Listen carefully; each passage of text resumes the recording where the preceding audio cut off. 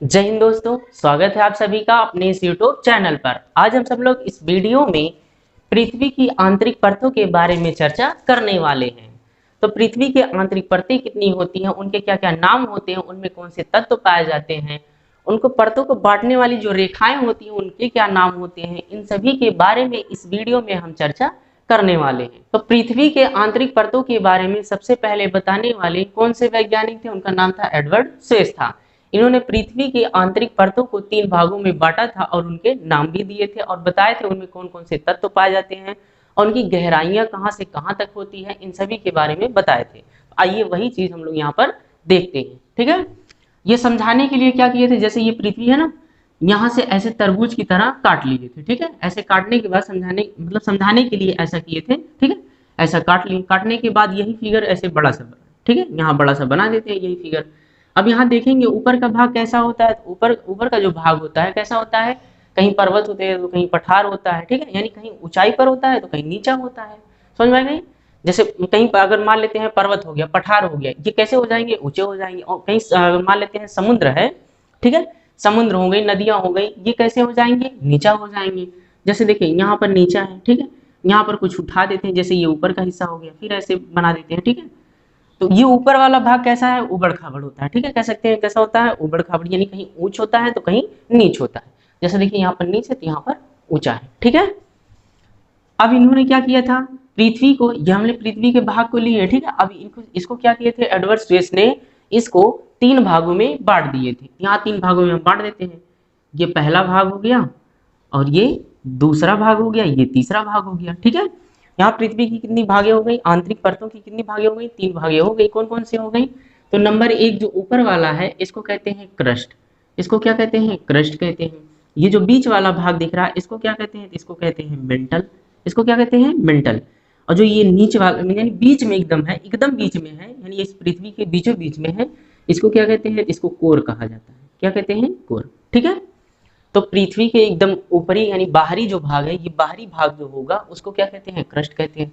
जो मध्य वाला भाग होगा उसको क्या कहते हैं, मेंटल कहते हैं। जो एकदम बीच वाला भाग होगा उसको क्या कहते हैं, कोर कहते हैं। ठीक है, जैसे यहाँ अगर बांटना होगा कैसे बांट सकते हैं, ये बांट दिए, ये जो पहला वाला दिख रहा है ये बाहर का भाग है, इसको क्या कहेंगे, क्रस्ट कहेंगे। फिर इसके बाद यहाँ बांट देते हैं, ये जो भाग दिख रहा है ये पूरा भाग ये क्या कहलाएगा, मेंटल कहलाएगा। और ये बीच वाला दिख रहा है, इस बीच वाले भाग को क्या कहेंगे, कोर कहेंगे। ठीक है, समझ में आया? वही चीजें हम क्या किए हैं, बस एक भाग इसका टुकड़ा लेकर यहाँ पर बड़ा सा बना दिए। ठीक है, अब ध्यान से समझिएगा। यानी पृथ्वी के सबसे ऊपरी यानी ऊपरी हिस्से को क्या कहते हैं, ऊपरी परत को क्या कहते हैं, तो क्रस्ट कहा जाता है। मध्य वाले को क्या कहते हैं, मेंटल कहते हैं। और बीच वाले को क्या कहते हैं, कोर कहते हैं। ठीक है, इतना समझ में आया? अब इनकी देख लेते हैं गहराइयां कहां से कहां तक मानी जाती है। ठीक है, अच्छा ये यहाँ 0 किलोमीटर के भी ऊपर है, ऊपर से ये लगभग कहाँ तक जाएगा, 100 किलोमीटर तक। यानी क्रस्ट कहाँ से कहाँ तक होता है, तो 0 किलोमीटर से लेकर 100 किलोमीटर के रेंज में ये जो लेयर होता है उसे क्या कहते हैं, क्रस्ट कहा जाता है। ठीक है, क्या कहते हैं, क्रस्ट कहते हैं। ठीक, फिर मेंटल कहाँ से कहाँ होता है, तो 101 किलोमीटर से लेकर, यानी ये 100 किलोमीटर के बाद जो भी होगा ये कहाँ तक जाएगा, ये जाएगा 2900 किलोमीटर। कहाँ तक जाएगा, 2900 किलोमीटर तक जाएगा। समझ में आया? यानी क्रस्ट कहाँ से कहाँ तक है, 0 किलोमीटर से 100 किलोमीटर, और मेंटल कहाँ से कहाँ तक है, 100 किलोमीटर से 2900 किलोमीटर तक है। ठीक है, फिर उसके बाद कोर का भाग देख लेते हैं। 2900 किलोमीटर से ये जो मध्य वाला भाग दिख रहा है ये होता है 6378 किलोमीटर।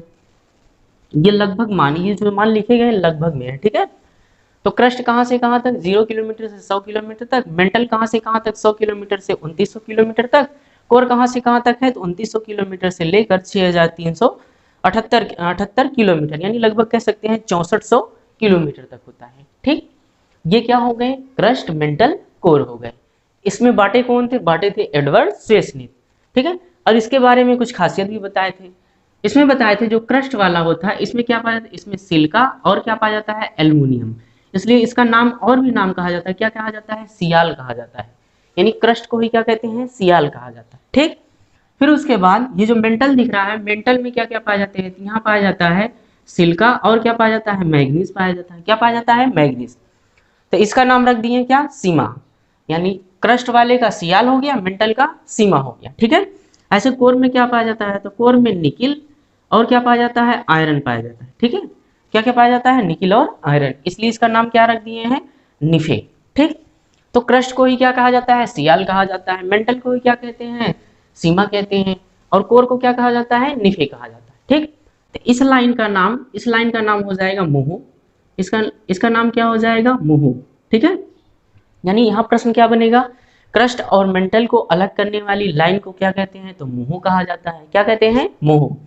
ऐसे ये जो लाइन दिख रही है मेंटल और कोर को अलग करती है, इसको कहते हैं गुटेनबर्ग, इसको क्या कहते हैं, गुटेनबर्ग कहा जाता है। ठीक, तो क्रस्ट और मेंटल को अलग करने वाली लाइन को क्या कहते हैं, मोहू कहते हैं, तथा मेंटल और कोर को अलग करने वाली लाइन को गुटेनबर्ग कहा जाता है। ठीक, अब आइए हम लोग देखते हैं आधुनिक विचारधारा के अनुसार पृथ्वी के कितने लेयर्स होते हैं, उन लेयर्स के क्या क्या नाम होते हैं, और बांटने वाली रेखाओं के भी क्या क्या नाम होते हैं। आइए चर्चा करते हैं हम लोग। ठीक है, जैसे वहां हमने समझने के लिए एडवर्सोइस ने क्या किया था, इसका एक टुकड़ा लिए थे, ऐसे यहाँ भी ले लेते हैं। ठीक है, सेम वही फिगर होगा। ठीक, यहाँ ले लेते हैं, जैसे यही फिगर यहाँ पर बना दिए। ठीक है, ऊपर वाला क्या हो जाएगा, ऊपर वाले को क्या कहते हैं, इसको क्रस्ट कहा जाता है, इसको क्या कहते हैं, क्रस्ट कहते हैं। ठीक, अब इसके कितने भाग थे, यहाँ से बांटा गया था, यहाँ बांट देते हैं, ये क्या हो गया, क्रस्ट हो गया, फिर ये क्या हो गया, मेंटल हो गया। ठीक, ये क्रस्ट, ये मेंटल, ये कोर है। ये बताने वाले कौन थे, एडवर्ड शेस थे। ठीक है, फिर यहाँ पर आधुनिक विचारधारा के अनुसार क्रस्ट को दो भागों में बांट दिया गया, मेंटल को भी दो भागों में बांट दिए, और कोर को भी दो भागों में बांट दिए। यहाँ बांटते हैं, ध्यान से देखिएगा, जैसे यहाँ से बीचों बीच एक लाइन खींच दिए, फिर यहाँ बीचों बीच एक लाइन खींच दिए, यहाँ भी खींच दिए। ठीक है, अब इस लाइन का नाम तो हमको पता है, इस लाइन को क्या कहते हैं, अभी बताएं, क्या कहते हैं, मोहू कहते हैं। क्या कहते हैं, मोहू। ये लाइन, इस लाइन को क्या कहते हैं, गुटेनबर्ग कहते हैं। ठीक, इसके बारे में अभी हम चर्चा करके आए हैं। ठीक है, अब क्या किए थे, ये वाला भाग क्रस्ट कहलाए, ये पूरा भाग मेंटल, ये पूरा भाग कोर। अब यहाँ देखिए क्रस्ट दो भागों में बढ़ गया, तो ऊपर वाले को कहते हैं अपर क्रस्ट, ऊपर वाले को क्या कहेंगे, अपर क्रस्ट कहते हैं। ठीक, अब जो ये नीचे वाला भाग है इसको क्या कहते हैं, इसको लोअर क्रस्ट कहते हैं, इसको क्या कह देंगे, लोअर क्रस्ट। इतना समझ में आया। फिर ऐसे ध्यान से देखिए, ये ऊपर हो गया, ये नीचे हो गया, ये मेंटल का पूरा भाग है ना, ये ऊपर हो, ये वाला ऊपर हो गया, ये कहाँ हो गया, नीचे। तो ऊपर वाले भाग को क्या कहते हैं, इसको कहते हैं अपर मेंटल, यहाँ लिख देते हैं, इसको क्या कह देंगे, अपर मेंटल। ऐसे ये नीचे वाला दिख रहा है, इस नीचे वाले को क्या कहते हैं, लोअर मेंटल कहते हैं, इस नीचे वाले को कहेंगे लोअर मेंटल। ठीक है, ऐसे हम लोग कोर को भी दो भागों में बांट देंगे। जब इसको दो भागों में बांटेंगे तो ये ऊपर वाले को कह देंगे अपर कोर, इसको कहेंगे अपर कोर, और नीचे वाला जो भाग है, एकदम बीच का जो भाग है, इसको कह देंगे लोअर कोर कहते हैं। इसको क्या कहते हैं, लोअर कोर कहते हैं। ठीक है, इतना समझ में आया। यानी आधुनिक विचारधारा के अनुसार एडवर्ड शेस ने तीन परतों के बारे में बताया था। उन तीन परतों में क्या किए थे, दो परतों, एक परत को दो परतों में बांट दिए। कौन कौन सा, जैसे एडवर्ड शेस ने बताया था, ऊपर वाला क्रस्ट होगा, मध्य वाला क्या होगा, मेंटल होगा, एकदम बीच वाला क्या हो जाएगा, कोर होगा। अब आधुनिक विचारधारा के अनुसार क्रस्ट को दो भागों में बांट दिया गया, मेंटल को भी दो भागों में बांट दिए, कोर को भी दो भागों में बांट दिए। ठीक है, क्रस्ट को जब दो भागों में बांट दिए तो ऊपर वाले को क्या कहें, अपर क्रस्ट कह दिए, और नीचे वाले को क्या कह दिए, लोअर क्रस्ट। ऐसे मेंटल को दो भागों में बांट दिए तो ऊपर वाले को कहेंगे अपर मेंटल, नीचे वाले को कह देंगे लोअर मेंटल। ठीक है, ऐसे जब कोर को दो भागों में बांटा गया तो इसको कह देंगे अपर कोर, और नीचे वाले एकदम बीच में जो हिस्सा है उसको कह देंगे लोअर कोर। समझ में आया कि नहीं। अब इन बांटने वाली जो लाइनें दिख रही है इनका नाम भी है, तो इनका नाम देख लेते हैं। जैसे ये लाइन हमने देखा था, क्रस्ट और मेंटल को अलग करने वाली लाइन कौन सी थी, मोहो थी। मेंटल और कोर को अलग करने वाली लाइन कौन थी, गुटेनबर्ग थी। ऐसे ही क्रस्ट को दो भागों में बांटने वाली लाइन का जो नाम है, इसका नाम है कोनो रॉड। यहाँ लिख देते हैं, कोनो रॉड है, इसका क्या नाम हो जाएगा, कोनो रॉड हो जाएगा। ठीक, ऐसे ही मेंटल को दो भागों में बांटने वाली जो लाइन है, इसका क्या नाम है, इसका नाम है रेपिटी, रेपिटी। ठीक, यानी मेंटल को अपर मेंटल लोअर मेंटल में बांटने वाली लाइन का नाम क्या हो जाएगा, रेपिटी हो जाएगा। ऐसे कोर को दो भागों में बांटने वाला, अपर कोर लोअर कोर में बांटने वाली जो लाइन है, इस लाइन का क्या नाम हो जाएगा, इसका नाम होता है, ठीक है, लेहमन। इसका क्या हो जाएगा, लेहमन हो जाएगा। ठीक, अच्छा यहाँ कितनी लाइनें दिख रही हैं, 5 लाइनें दिख रही हैं। कितनी लाइनें दिख रही हैं, 5। कौन कौन सी हैं, तो क्रस्ट और मेंटल को अलग करने वाला मोहो है, मेंटल और कोर को अलग करने वाला गुटेनबर्ग है। ठीक, अब इसको क्या आधुनिक विचारधारा के अनुसार इसको दो दो भागों में बांटा गया, तो क्रस्ट को दो भागों में बांटने वाली लाइन का क्या नाम है, कोनो रॉड है।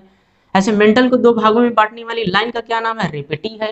ठीक है, ऐसे ही कोर को दो भागों में बांटने वाली ये जो लाइन है इसका क्या नाम हो जाएगा? लेहमन हो जाएगा। क्या हो जाएगा? लेहमन। ठीक है, इतना समझ में आया?